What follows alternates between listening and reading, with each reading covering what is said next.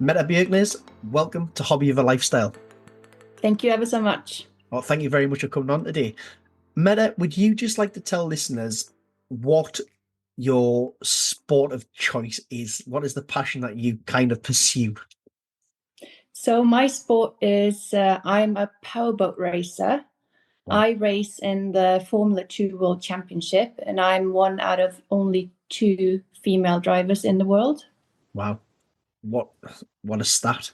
What a stat and what an elite group of people to be Yeah. one of only two in the world.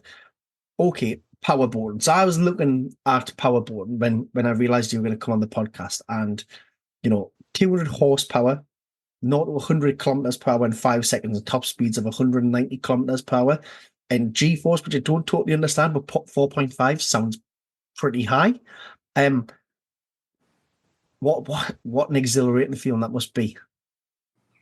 It is. I mean, for me personally, it's the speed that gets to me. Yeah. It really is what thrills me. But of course, I mean, the G-force, we have more G-force in a powerboat than you do in a Formula 1 car. Wow. Yeah. That is incredible. I mean, yeah, we're 100% going to get into that. But if we go back to the beginning, because I don't even know how you begin to get into something like powerboating. So if we go back and kind of, where did you grow up and what were you into as a kid? All right. So my parents, my mum is Danish, my father is Norwegian. Right. I was born and raised in Norway, and both my parents used to race powerboats. Wow. That's how they met. Okay. Yeah. So for me, there was no other option. I got into it quite late.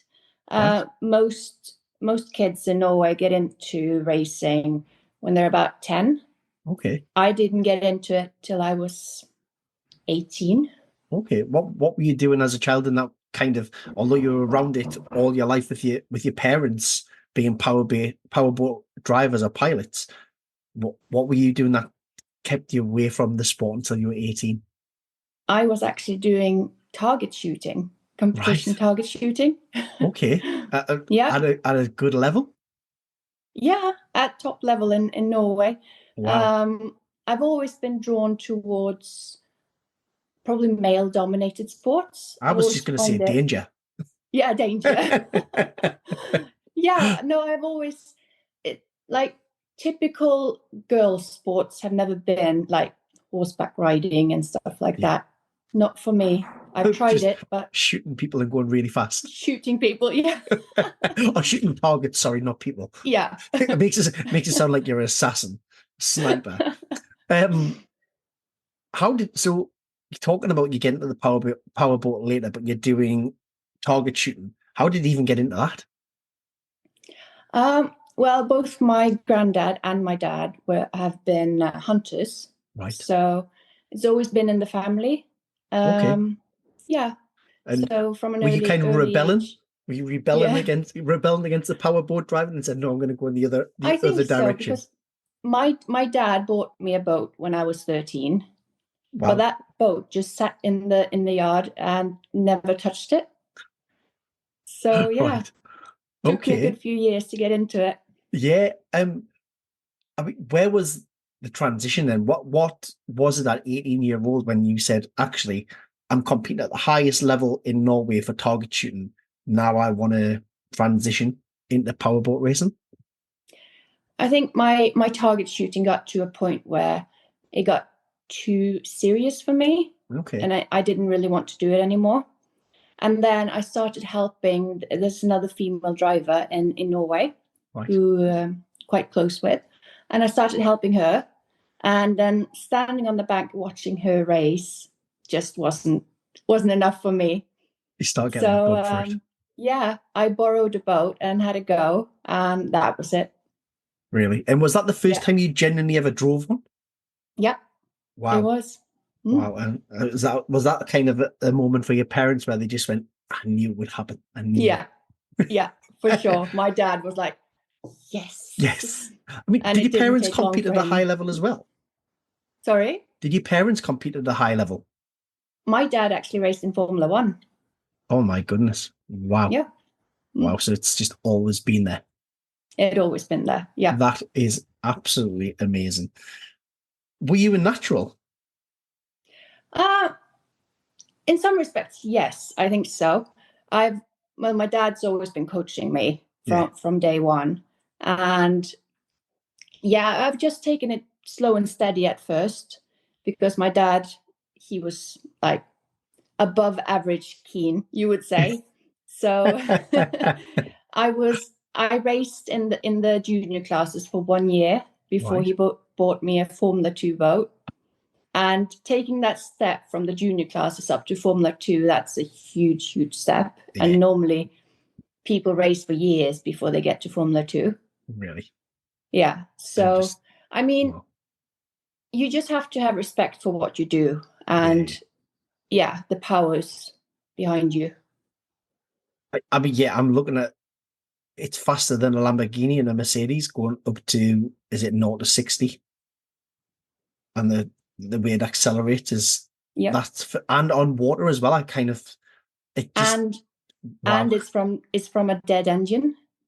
Right. Okay. So you literally start you turn the key, you start, and it accelerates 0 to 60 in 4.5 seconds. You talk about that jump from the juniors to the F2. What is the difference in speed? But I mean, in the Formula 4 boat I was in for a few races, it would do maybe 60 miles per hour. Right. Okay. Wow. Yeah. Yeah. So it's a very big jump, isn't it? It's a very big jump. Yeah. As an 18-year-old who is competing at junior level for a year to go straight into the F2, how hard was that transition then, going from a boat that does 60 mile an hour to a boat that does 100 miles per hour? Big step. Big step. But I decided to not compete in the big competitions right away. I stayed local and just did it to learn and to climb from there. Is it one, because you obviously talked about your parents haven't done this and the fact that your father drove for F1 and then you've kind of dived headfirst into Formula 2. You watch this as well and you see some of the horror story, because that's, the racing's fantastic, but you see some of the horror stories. Kind of what's going through your head that first time you step into an F2 boat, because there's going to be that temptation to go, yes, I want to hit it really fast, I want to test myself as well, but having to kind of, as you say, maintain that self-control. What is that? Can you remember the first time you got into the F2 boat? I remember my first race, I do, and I was so terrified. Do you know what? It was horrible, because you are the race. My first race was in a very tiny harbour. Right. And there was probably 12, 13 other boats there. Right, okay. And do you know, when you race in such a small area with so many boats around you, going at that speed, it was terrifying. I mean, how do you even see? I can just imagine the spray and the waves. You can't see much, no. You've got, I would say, maybe you've got 70% visibility. Wow. That is, so you got sprays, so you are reliant on your radio man. You got people who talk to you. It's almost, you should be able to almost do it blind because you put that much trust into the radio team. Yeah. Wow. And radio man, I'm assuming, on in the boat with you? No, he's standing on shore watching. I mean, that's some role, isn't it? The trust that you have to put into that. And is your father your radio man? He used to be. Yeah. Now it's my partner. Right. Okay. And I'm going to think it's got to be something that you 100% fully trust, hasn't it? And you want your radio man to be preferably an ex-racer, someone who's been in the boat and done it before and understands it. You watch at the speeds, and I know I was reading about it, how they do the maneuver really well, the F2 boats, but still, you're combating against waves and other pilots as well. How do you begin to sort of, is it just a case of you have to do it in order to train for it? And it's just a case of throw yourself in there and Have you had any kind of crashes, when you first started out as well, when you're playing with it and getting to know the boat? Oh yeah, for sure. I mean, some say that you have to crash to know where the limit is. Yeah, yeah. Because we are flying on like a pocket of air. Yeah. And if you get it wrong, I mean, you flip, you barrel roll, it happens all the time. I mean, I don't think I've ever been to a race where a boat didn't flip or Yeah. barrel roll or someone crashes. And it happens all the time. Yeah. What's that first one like? I've only flipped once. Yeah. Knock on wood. Yeah, touch wood. Yeah. I've done a few barrel rolls. I've had a few crashes. But I mean, I say to myself that when I crash with someone else, I say it like it happens all the time. It doesn't. But it's like I have to set my mark. People think sometimes because I'm a girl that I will back off. Yeah. Yeah. Because maybe and they think, oh, yeah, well, she's not strong enough. She's not capable of this. So she'll back off. Here I come. But I mean, I have to show them that, no, I'm not going to back off. No, 100%. Yeah. 100%. I think it's quite inspiring that there's females starting to, well, not starting to, they're in the sport now and they've broken into that and they've changed perceptions. I'm a father of 3 little girls, so I think it's fantastic when I speak to inspiring ladies in the world of sport or within world of performance who actually do break down the stigma and break down those barriers and actually pave a way and give young girls and young ladies aspirations that maybe they didn't think were there. I know. I think it's so fantastic. And you see it in Formula One cars now with the Formula One Academy. Yeah. I love it. Yeah, it's fantastic. And as you say, why shouldn't females be able to break into those spaces? Because I mean it's a very physical sport, like for stamina, but as in terms of muscle mass, it doesn't affect the difference between men and women in motorsport isn't that big. No, we can do it the same. Of course. Yeah. Of course. Yeah. It's probably more a skill element. Yeah. So obviously, don't get me wrong, you need to have that stamina and endurance, but it'll be it's probably more mental fitness because the concentration levels must be kind of crazy for both you and the radio person to maintain that focus for the duration of a race. Whilst taking in everything that's going on, because they say combating against so many different elements, spray, waves, other people, small areas. But it is exactly as you say. I mean, after a race, doing 40 minutes of racing, it's intense.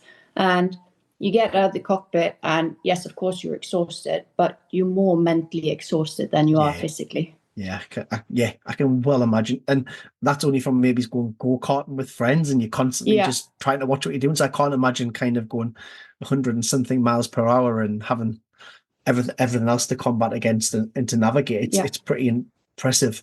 Well, it's very impressive. Going from, you said you kind of built up those F2 races. First of all, you must have competed really well at the junior level to make that decision to step straight into F2. Yeah. But national level? I didn't really compete. Well, I did, but I only did the races to allow me to get into Formula 2. Okay. So, I mean, my first year in Formula 2, I think I was 4th in the Scandinavian Cup. Wow. Okay. So, yeah. Wow. What's it like going into a sport where you've come into it later in life, where you said like 8 years behind the rest of the pack, if that's what you want to say, but having parents who've competed at such a level and then having a father who's got that prestigious background of also being an F1 racer, does it come in with an added pressure or people almost looking at you and going, here's Mette, she's going to be fantastic, or actually is she not going to be like her parents? Yeah, I mean, there's added pressure, but I also think there's added judgment because I took that climb much faster than other drivers. So they will judge me for, oh, she hasn't got the experience to race Formula 2 for sure. So you sort of have to prove your skills, but you also have to prove that you're safe enough to be there. Yeah, and how do you deal with that then? Because you talk about the kind of mental fortitude and the concentration levels that you need to race, but when it all of a sudden you feel that judgment and other people from the outside world are looking at you to say, well, is Mette going to be as good as her parents were? You know, or has she had a leg up because her parents have done this? Whatever people's stigmas may be. Yeah. What were your coping mechanisms to deal with that? Do you know what? It has been difficult. It has taken me a good few years to sort of put that behind me. Yeah. I think I wasn't able to put it behind me until I actually showed people that I was good enough, and that took me a while. It did. Earn that name and kind of earn respect in your own right. Exactly. Yeah. Do you mind if we kind of do just look into it a little bit? Because I think if there is young ladies or just anyone, young person who is coming at this and they're feeling the pressures from externally coming in, not everything's plain sailing. You know, you're an F2 pilot now in the World Championships. You're one of two females. Even without your background, that is a massive achievement to get there. On top of everything else that you've maybe had to deal with. So, can we talk about some of the struggles and successes? You know, some of the key learning points throughout that journey. Yeah, I mean, for me, my biggest struggle it's difficult to touch because having my dad and my mother in my team has actually sort of held me back a little bit. Okay, and which way? I think in a way that I wanted to please them and do what they wanted me to do, but they raced in the 80s when things were a bit different. So I think, yes, I wanted to do it the way my dad did it, but moving forward, I had to get a new team. Yeah, of course. Which I have now. Yeah. And love my dad, love my mom, but it sort of held me back a little bit. And I think also having your parents around, they're a bit cautious of you. They know the risk and they don't want you to get hurt. Yeah. So, and I suppose as sport evolves, it is hard when you've done something for so long and there's a certain way of doing things that actually, and we're all victims of this. We're all guilty of doing it. We all get stuck in our ways a little bit and we stop learning. And unfortunately, when we stop learning, that is when things start to digress. So it's fantastic that you've noticed that as well. And the fact that your parents have, I mean, maybe that was a bit of a battle that you had with your parents to kind of let them let go of the reins a little bit. But the fact that you've managed to navigate that situation and give yourself a new team now, and it's obviously helped you escalate. I suppose all those trials and tribulations that you faced have allowed you to be one of only two female pilots in the world. Yes. Yeah. Amazing. At what point in your career then did you start going from Scandinavian Championship? I mean, to come fourth in your first Scandinavian Championships is a pretty impressive.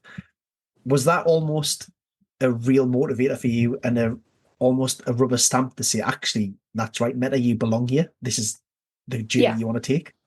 Yeah, I would say so. It didn't take me more than a couple of years and I qualified for the World Championship. Wow. Yeah. So straight there. But my first couple of years, I took it easy because I didn't want people to think that, oh, I can't handle it. And she's only here because her parents got her there. So, yeah, it was a very steep learning curve. But, yeah, I think I did all right. Yeah, I mean, to get a couple of years in it and to get to a World Championships, you talk about the Scandinavian Championships and coming forth and then qualifying for a Worlds. And you also talked earlier about the step up from juniors to F2. What was the step up like from Scandinavia to World Championships? Because all of a sudden you're facing people from all over the globe. Oh, yeah. I mean, night and day, completely different.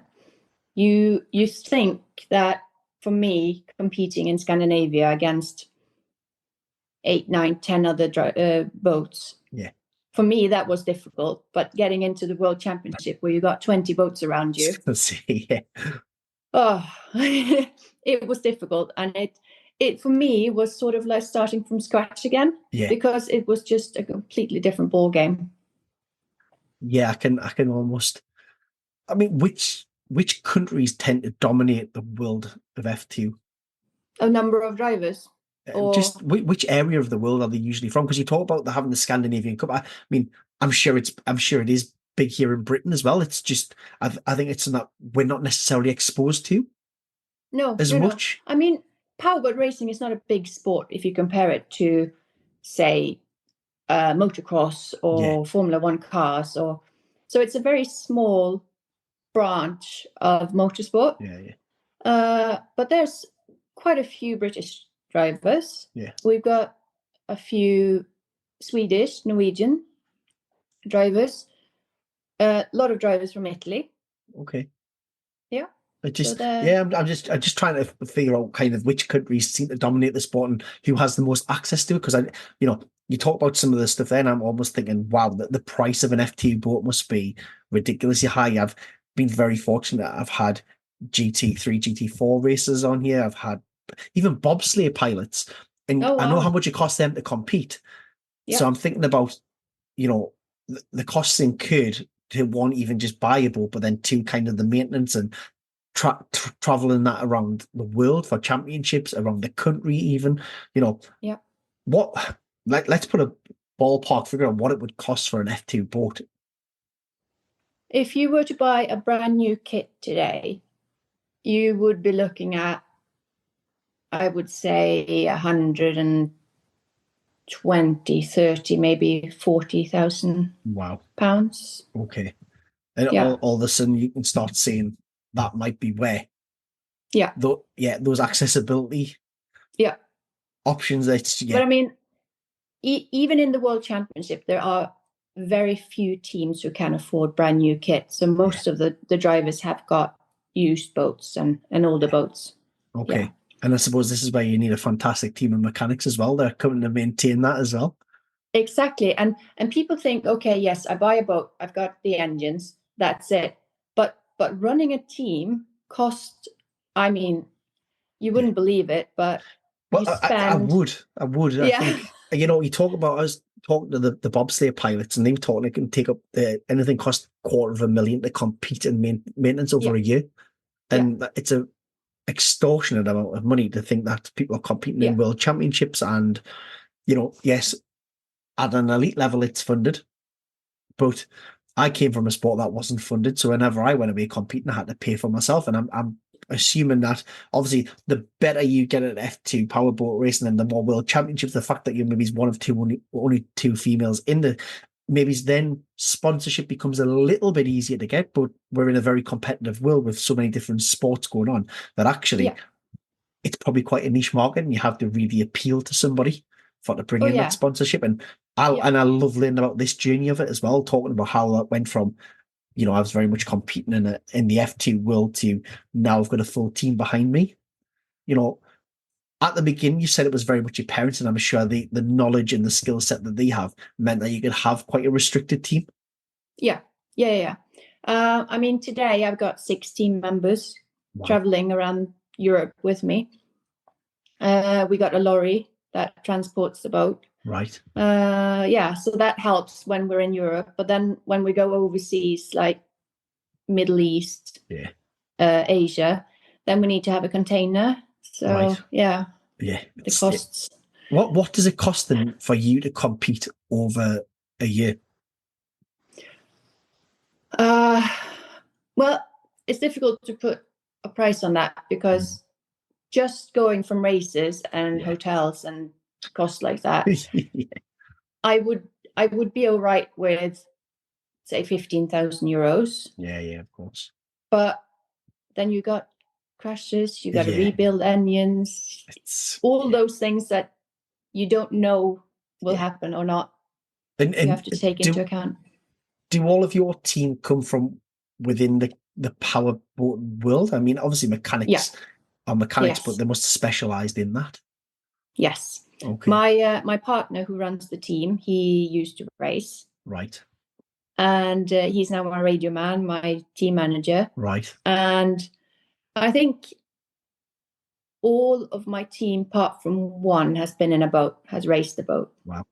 That's I suppose that's going to help massively. I just think it's amazing how many young people out there who are maybe trained or coming up and thinking about becoming a mechanic I think you think mechanics and you think cars, you think lorries, and yeah, that's probably where I might be at. But actually, Yeah. there's a world of opportunity out there. Yeah. When it comes to boats, and yeah, it's phenomenal. It's Yeah. and the fact that you've got a team of 6 people, I think clearly demonstrate there's a niche for it and a need for it as well. So it's fantastic for those people aspiring to be mechanics and maybe at an elite level sport as well. For sure. Yeah. Right. So World Championships, when did you really start to find your feet in those? When did you feel, actually, this is where I belong? Because you said that first one was just a real eye opener. The fact that you went from racing against 8 to 10 people to kind of 21, 23. Yeah. And, when you've maybe escaped that stigma that you are your parents' child. Yeah. Yeah. I think the turning point for me was probably 2-3 years ago. Wow, and I've been racing. Recently. I've been racing for good over 10 years in the Wow. World Championship now. So it's only just recent that it's sort of been turning for me. Yeah. But I think that I've now got a very stable team behind me, and that helps my mentality when I'm at races, knowing that before I've had to do a lot of the work myself. Okay. Now I can just sit back and focus on my job, which is racing. And I know that my team will do everything, and everything will be prepared top notch at every race. So that helps my mentality. And do you think that because of the longevity that you've had in the sport now, and because of the next generation coming out, that not that past competitors are forgot about, but actually because there's a new breed of competitor and there's a current elite class, that actually you are now Mette Bjerknes of your own right? Yeah, I think so. I think you're right. And is that you talk that's only the last 2 or 3 years having a stable team, but is that also kind of freed your mind to be able to almost release the shackles a little bit and say, well, actually, I've earned this place now. I've not that you had anything to prove, but you've proved to everybody that you are your own person and you are your own athlete. Yeah. I mean, the last few years, I've had a very stable result every year. I've been in the top 10 in the world for the last 3 years. And I think I've sort of made my mark and sort of showed people that I actually belong here. I'm not just here because my parents. Yeah, of course. And like I say, I don't mean to keep going back to your parents, but it's because I just think because of where you've came from, it's really interesting to highlight the journey that you've been on, and actually to say, well, the fact that you've said that over the last 3 years, the kind of shackles have been released, and now you're consistently top 10 in the world. Yeah. What is the reaction like of a male-dominated sport? And so when you're coming in the top 10, and all of a sudden, you've got maybe the traditional values that people look at and go, oh my goodness, there's a female now in the top 10. Mm-hmm. What's the reaction like? But also kind of, what's your reaction to it? Most reactions are very positive. I mean, I was prepared to meet stigma, to meet negativity. I mean, I compete against Arabs. Right. I compete against all different sorts of cultures, but it's been mostly positive. I do meet people who have negative views on women in motorsport, but that's how it is. But it's always fun, and people are cheering me on when I do well, and I love it. Yeah, I think especially even last week being International Women's Day, and that I do feel that the world has changed for the best as well, and it's a lot more accepting now. And the fact that you must read. Do you ever get a chance to really reflect on that? And I'm sat here with a smile on my face, listening to it, thinking this is fantastic. As I said, having 3 little girls and knowing what they can aspire to be, I'm sat here. I am genuinely pleased that it's been accepted now. Do you ever get a chance to reflect and just go, wow? You've got your parents' generation before you, where your mother used to compete and other females compete, but actually being one of only 2 females in the World Championships really sets you as a pioneer for the sport as well. And what's that going to look like in another 10, 20 years time when it could be an even split of female male athletes? Yeah. I mean, for sure. Apart from racing, I'm also a trained teacher, and I've been working as a teacher for 10 years. Yeah. So, I mean, I love seeing the girls in my classroom getting excited when I talk about me being one out of two female drivers in the world. And I mean, I love being able to inspire girls. Yeah. 100%. I mean, it's a shame it's a sport you can't teach at school. I know. But do you ever bring it in? Do you ever bring the boat into the school so the kids can see it? Yeah. I've shown it on the big screen many times in my classrooms. I mean, it's a shame you can't take it into the school for them to have a look at. Yeah. I mean, the reaction would be fantastic. Or take them on a field trip so they can maybe watch you down at practice. Where do you practice in the UK? Because, I think about some of the lakes or some of the areas around here, and, you probably got to have a decent body of water to be able to do that. You need a big lake. You do, and you need a minimum depth of 4 meters. Oh, wow. So, yeah, we've got a few places. We practice at a lake called Stewartby, Bedford. Right. We also practice up at Carmel, not far from Manchester, up at St. Helens. Yeah. So yeah, there are a few places where we practice, but I mean, practice is practice. You can test propellers, you can do this, you can do that, but the practice you get in a race. Yeah, of course. Yeah. And is there many races that happen in the UK? I'm just thinking about bodies of water and actually where you're seeing you train and whatnot. Yeah, we do have a few races. I do race nationally as well. Yeah. So when I'm not off competing in the World Championship, I do as many races in the UK as I can. Wow, that's fantastic. So you talked about the last 10 years and the last 3 specifically, you've kind of broken into the top 10 of World Championships. What are the aspirations? What are the drivers behind motivating you to continue the race? Well, I am getting older, and I mean, new drivers are coming in, and they are really good. So I'm saying to myself, I'm going to do this for as long as it's fun, and it's still so much fun for me.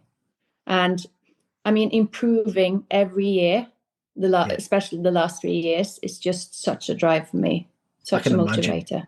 I can imagine. Is top 5, do you kind of look at it year on year and go, well, okay, last year I was in the top 10, I was maybe in the top 8. This year we're looking for the top 5? For sure, yeah. How close do you think? How close are you? Do you think to sort of breaking into that podium at the top 3? I am close. I am getting closer. Last year we had 4 races in the World Championship. The first 3 races I came 6th in all 3. Right. So if I had finished the last race in 6th or better, I would have been 7th total. Right. Wow. Okay. But then I crashed.